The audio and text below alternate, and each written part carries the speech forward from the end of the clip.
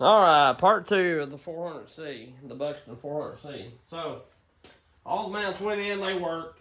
As far as the West Coast all mounts. I don't know if you'll be able to see them or not, or if I'll be able to get them up here to where you can see it. It's kind of dark, but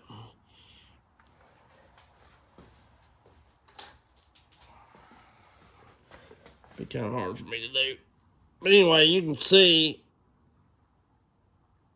tightens the gaps up on both sides. And this is a hell of a lot harder than I thought it would be. But anyway, I got the big, I don't know if I got enough butt to do this. But anyway, I've got that big grommet there. I'm shaking like a dog shit in peach seed. Ah. So anyway, I got those in.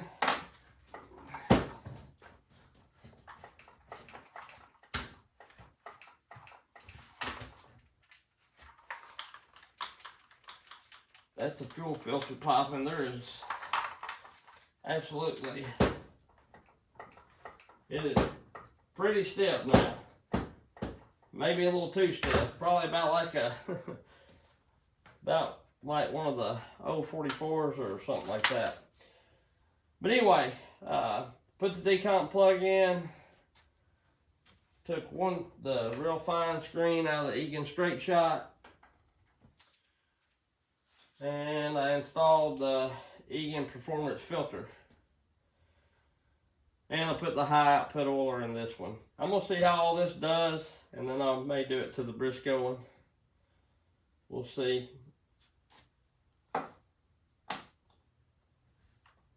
I probably will end up doing it to the Briscoe one, because it runs really good. I don't, like I say, I don't know which one's going to be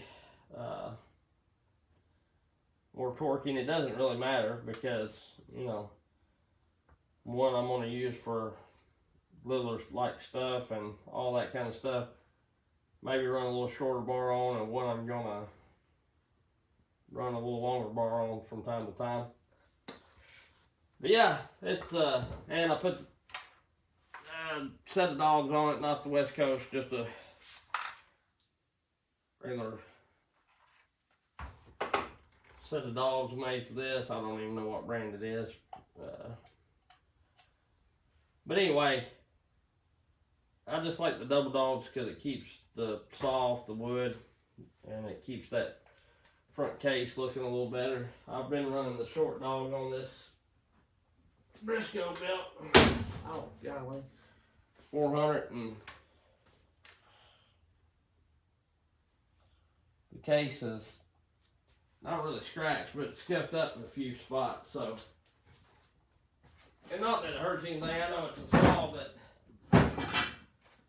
if you don't have to, you might as well not. But I chose the Egan one filter on this because I really like the setup. It's, you know, it's a little more lengthy to install, and not really in a way, than the West Coast saw on the 400, because you still gotta take those little screws out and put them back in, and with that's the longest part. You gotta take all that off regardless. With the West Coast saw, you gotta put the grommets in, or put something there to fill the two holes that hold this piece in. They got two little torch bolts, screws, whatever. But I like the Egan setup just because there's no way for this foam to come off of the base. And I know West Coast saw was, or Red Beard, whoever's filters those really are, was supposed to fix that problem. They was having a little bit of an issue with that glue letting loose and coming off. But this, I feel like, is just a better setup. And I think it'll flow a little better just because the filter is not as thick. You know, with the West Coast saw filter, and I love their products, you know, don't get me wrong. Their 500 filters are great, but I feel like on the other ones, you know, they got all that thick. I don't know if I got one laying around here or not. I used to have, but no, they got a really thick piece of foam there where this has got the cage and inlets there, and the filter on this ain't but about that thick, so you may have to clean this a little more often, but I feel like it'll flow a little better. And it went on pretty hassle free. Just twist that on and go on with it. So yeah, I've got this saw here pretty well ready to go. And one thing I noticed with me doing all that stuff, you know, I got the suspension, this spring here, I think I've got it pretty tight on the bottom. But like I say, this don't, it's got a little give this way and that way. This actually, this grommet here looks better than the Proline one does. Oh, that's the screw that comes through and holds that. Never mind. But yeah, I got her. She's pretty tight, but she's holding, so that may be an issue later on. That may end up pulling that plastic piece out, but that's got travel.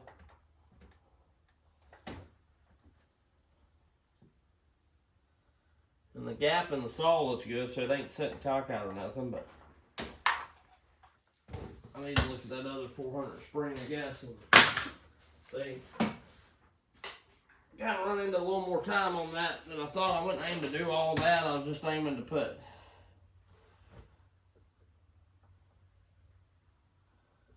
yeah,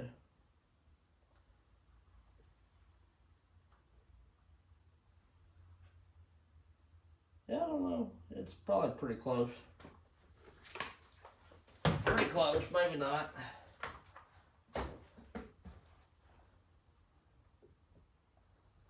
That's a little offset,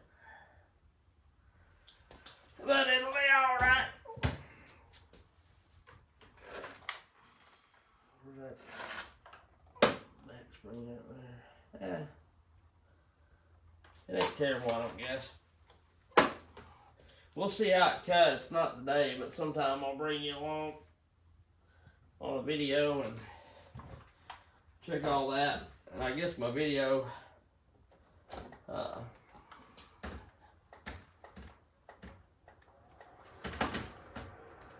it shut off. We still got some movement, but I guess my video shut off. I mean, I'm gonna pause that, but I got everything in it. Worked out fine. I ran it. Not since I've done all this, but before I started doing all the rest of it, make sure the flywheel didn't hit and all that. So it all worked out really good. Now I just got to try to get this cover here on, and it's going to be a little bit of a tight squeeze, I'm thinking. Yeah, actually it's better than I thought it would be.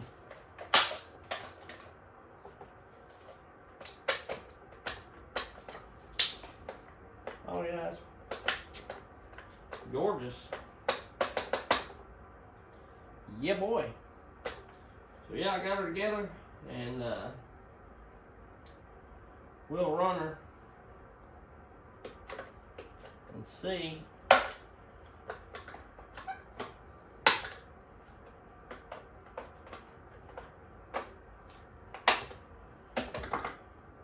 and I'll bring you along for that.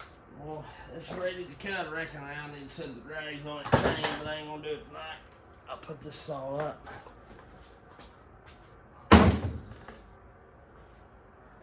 And I want to talk a little bit about the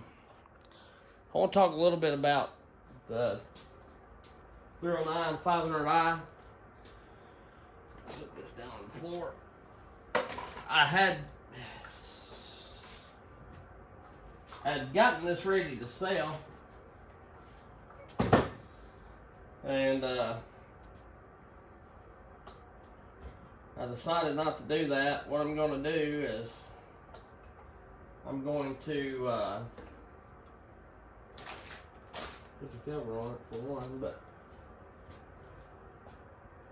yeah, I can do that later. But anyway, what I'm going to do is we got a new piston and cylinder coming, and I'm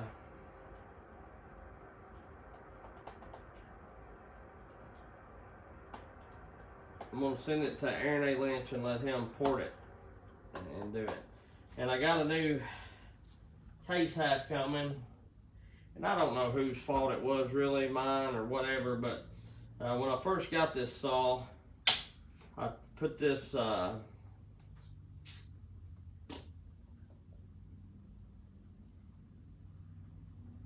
muffler cover on it, the Exile muffler cover, and when I went to tighten it up, one of the muffler bolts stripped, and it could have been, I don't know, it had quite a bit of Loctite on both of them, and the muffler was kind of off canted, the actual can part, and so it was riding on one of the bolts, and I didn't realize it. When I backed it out, it kind of boogered the threads up. Well, when I put it in and I went to tighten on it, it let loose, and so I just ordered they're used, they're new, but they're used, case half, and I'm gonna have Aaron fix that while he's into it. And then this 309 piston and cylinder, I guess, will be for sale. And like I say, and I don't know what I'm going to sell it for, but I took the Egan off of this and all that. So, but anyway, I don't know what I'm going to sell it for, but see what Aaron charges me to fix all this. But anyway, that's what my plans are for this saw. I was going to sell it and try to get a 661 or something for a bigger saw in case I need it. But honestly, these ported, most people's getting about as much horse out of these ported as they do a 661. So right there, right at it. So anyway, I think Buxton gets like 9 1/4 or somewhere around about on his.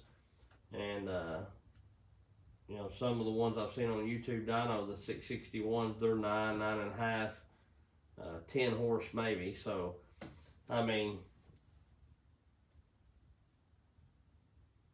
3/4 horse, I'm not gonna go doing all that. And I like the 500i better. And I know I made a video in the past why I picked the 661 over it, but you get used to these 500i's, they're hard to beat. So, and like I say, there's flaws with anything, you know, we can sit here and nitpick it to death, but, or we can do all that right there. But honestly,